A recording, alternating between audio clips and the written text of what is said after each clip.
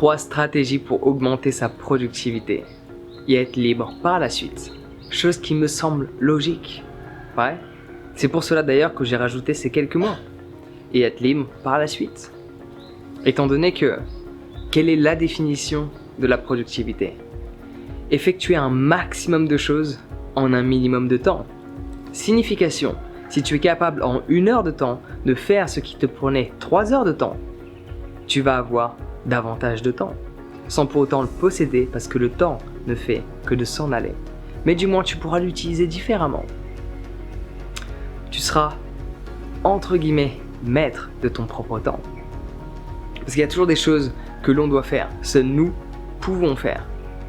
Il y a des choses qu'on peut automatiser, des choses qu'on peut déléguer, mais il y a certaines choses que seuls nous pouvons faire. Mais quand tu peux les faire en un minimum de temps, à ce moment-là, tu peux utiliser le temps que tu as différemment. Et là, cela devient intéressant. Donc les 3 stratégies que je vais te partager, elles sont très simples. Très simples à comprendre, très simples à mettre en pratique. Mais étant donné que la plupart des gens veulent des astuces extrêmement compliquées pour qu'ils puissent trouver une excuse afin de procrastiner et de ne pas effectuer la stratégie qui leur a été donnée, je me suis dit que j'allais quand même te partager des trucs extrêmement simples qui fonctionnent. Première stratégie, couche-toi plus tôt. Je n'ai pas dit dors moins pour avoir plus d'heures par la suite, j'ai dit couche-toi plus tôt. Cela n'est pas la même chose. Parce que si tu dors moins, alors tu peux sûrement dormir moins que ce que tu dors à l'heure actuelle. C'est fortement probable. Mais là, c'est du cas par cas. Et je suis pas complètement présent avec toi. Mais si tu dors moins, tu risques d'être plus fatigué, donc moins productif. Tu vas avoir plus d'heures, mais il va te falloir plus de temps pour effectuer les choses que tu faisais précédemment, étant donné que tes fonctions cognitives ne sont pas à leur plein potentiel. Tu ne peux pas pleinement les utiliser étant donné que tu es fatigué et non pas plein d'énergie. Mais admettons, tu dors 7 heures. Admettons 7 heures, c'est ton temps de sommeil idéal. On part sur cet exemple, que cela soit 8, 6 ou 9. Pour chaque personne, c'est différent. Admettons, c'est 7. Si tu te couches à minuit et que tu te lèves à 7 heures du matin, tu as dormi 7 heures. Mais je peux t'assurer que tu seras plus fatigué. Tu auras moins de clarté d'esprit que si tu t'étais couché à 22 heures et levé à 5 heures du matin. Cela est exactement pareil. Cela est exactement la même chose. Sauf que tu suis les rythmes du soleil. Tu fais en sorte d'être en accord plus avec la nature et les tests scientifiques sont là pour l'attester. L'attester, tu vas être moins fatigué. Et le mieux, c'est pas que tu me crois, le mieux, c'est pas que tu lises telle et telle étude, le mieux, c'est que tu l'expérimentes en toi. Couche-toi plutôt, dors autant d'heures que ce que tu dors d'habitude et je peux t'assurer que tu vas être beaucoup plus énergisé. Par ce fait, tu vas développer beaucoup plus de productivité. Deuxième stratégie qui fonctionne également à merveille. Beaucoup de personnes veulent être productives, elles se réveillent le matin, elles écrivent ce qu'elles doivent faire, chose qui est très utile. Écris ce que tu dois faire. Si tu n'écris pas, tu ne seras jamais productif. Il faut apprendre à planifier et à s'organiser. Cependant, si tu le fais la veille, cela va être davantage beaucoup plus productif que si tu le fais le matin même. Pourquoi cela? Quand tu le fais le matin, bon, tu t'es réveillé en espérant que tu as une petite routine, quelque chose qui peut te permettre de te mettre dans un état émotionnel bien spécifique, faire monter ton énergie pour justement être au taquet dès le matin, dès le réveil. Et après tu te mets à planifier, tu te mets à dire ok je vais faire ceci, je vais faire cela. C'est mieux que de ne rien faire, il n'y a pas photo, c'est 100 fois mieux que de ne rien faire. J'adore planifier ma matinée, généralement l'après-midi je laisse le flow of life.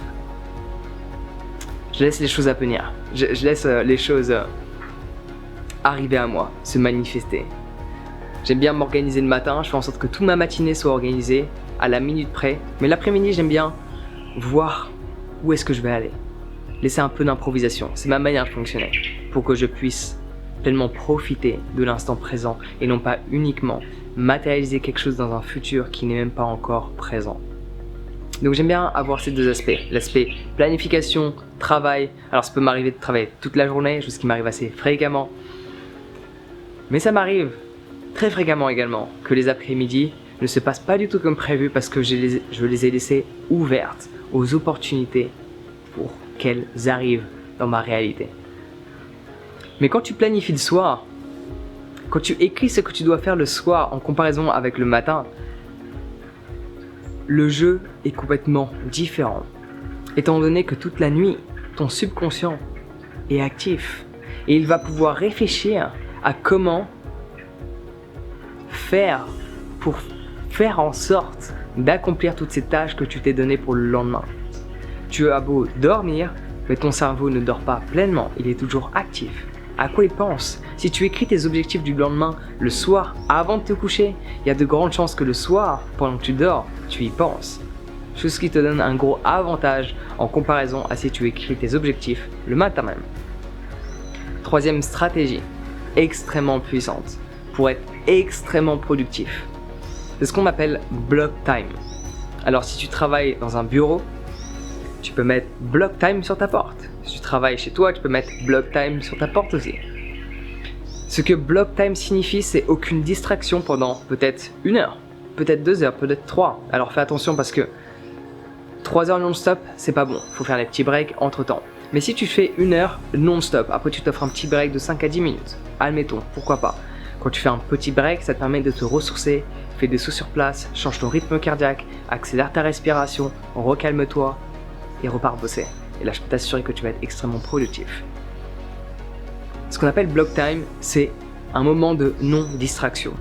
Personne t'appelle, personne ne peut te joindre, personne ne peut te communiquer, personne ne peut te parler, peu importe la raison.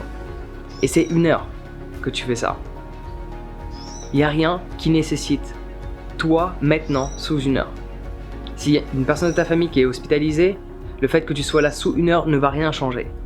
Pour prendre l'exemple le plus extrême que je peux trouver. 1 heure de temps où tu ne regardes pas les réseaux sociaux. 1 heure de temps où ton téléphone est rangé. 1 heure de temps où, si tu n'as pas besoin d'internet, internet est débranché. 1 heure de temps où il n'y a strictement aucune distraction, quelle qu'elle soit. Pas de musique, pas de radio, pas de télé, pas de réseaux sociaux, pas de messages, rien. 1 heure où tu es pleinement concentré et personne ne peut te perturber. Ce qu'on appelle block time. Et ceux qui travaillent dans des bureaux, c'est fortement recommandé de le faire également. Donc une fois que leur porte est fermée, c'est ce qu'on appelle block time. Quand leur porte est ouverte, ça veut dire que n'importe qui peut interrompre le programme de cette personne. Mais elle est prête à être interrompue. Alors que durant le block time, c'est focus absolu. Donc je te recommande de tester ces 3 stratégies et je peux t'assurer qu'elles vont être extrêmement bénéfiques à qui tu es. Donc la première, couche-toi plus tôt, tu vas être beaucoup plus énergisé. La seconde, planifie la veille et non pas le jour même. Comme ça, ton subconscient va déjà commencer à réfléchir à comment faire pour accomplir toutes ces tâches que tu t'es données. Et troisième stratégie, effectue le block time. Un moment d'1 heure, 1 heure et demie peut-être. Aucune distraction, pleinement focalisé sur cette tâche que tu t'es donnée. Donc sur ce, prends soin de toi, passe une bonne journée et n'oublie pas, la productivité, c'est s'offrir une liberté. Parce que tu es capable de faire beaucoup plus que ce que tu faisais en un minimum de temps. Par ce fait, tu disposes de beaucoup plus de temps pour profiter de cette vie qui t'a été donnée. Sur ce, prends soin de toi, passe une bonne journée et à bientôt.